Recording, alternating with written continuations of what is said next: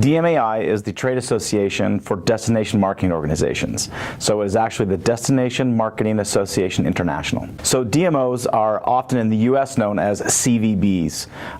Across the world, our membership is about 750 organizations, nearly 9,000 people, and they vary from everything like Business Events Sydney, which is the name of the Sydney Convention and Visitors Bureau, to places like Choose Chicago, New York Inc., LA and Company, Visit Indy, Visit Salt Lake, and even something as simple as the Ogden Eccles Convention and Visitors Bureau. So are CVB and DMO the same thing, or is there some differentiation? No, basically they're the same thing. CVBs is maybe a term that is very North American in its orientation and origination. Most of the world outside of North America refers to what we do as destination marketing.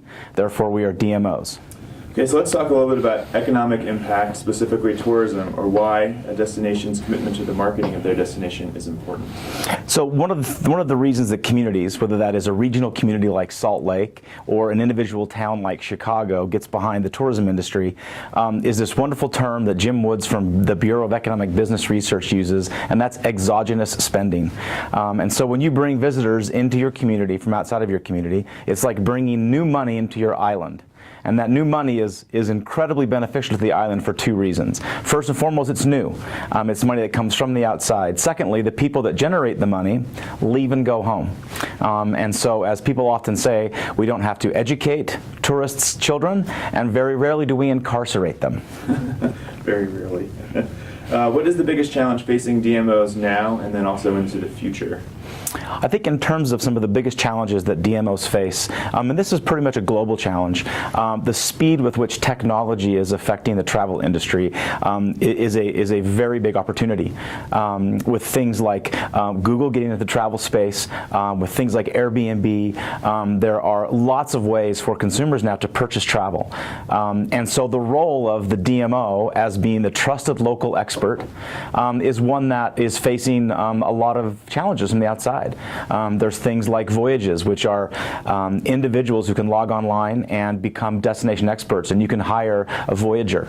You can hire them to set your itinerary in Salt Lake for you, and while that is on some level threatening, if we as DMOs can find ways to embrace and bring this technology to organizations, we think that there's a real opportunity for us in the future. I think secondly, some of the issues that affect DMOs is we traditionally and almost entirely are funded off of a tax revenue stream associated with the hotel industry, and so that funding becomes very volatile.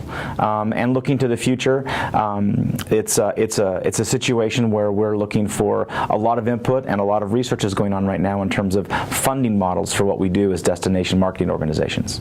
Why is it important for you as the president and CEO of Visit Salt Lake to take on a role with DMAI? Well, one of the things that I think has been interesting in this role as I became president and CEO at Visit Salt Lake was DMOs, while not completely unique, they are pretty unique in terms of their structure and their funding vis-a-vis the local business community. My role as president and CEO is very different than Jonathan Johnson's role as president and CEO of Overstock. We both have stakeholders, we both have responsibilities to run companies, but oftentimes what we do as DMOs are very unique. So I found an enormous benefit of meeting with and networking with my peers, people who do what I do on a daily basis, who work with mayors, hoteliers, taxi cab companies, restaurant industries, that there's an ability to share and learn from your peers that has been incredibly rewarding as a member of DMAI.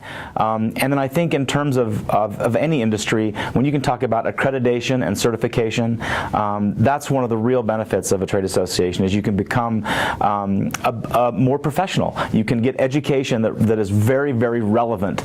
The context of the accreditation programs, the content of our certification programs are extremely industry relevant. And those three things have made this association for me one of the most rewarding, both professionally and personally, in my entire career.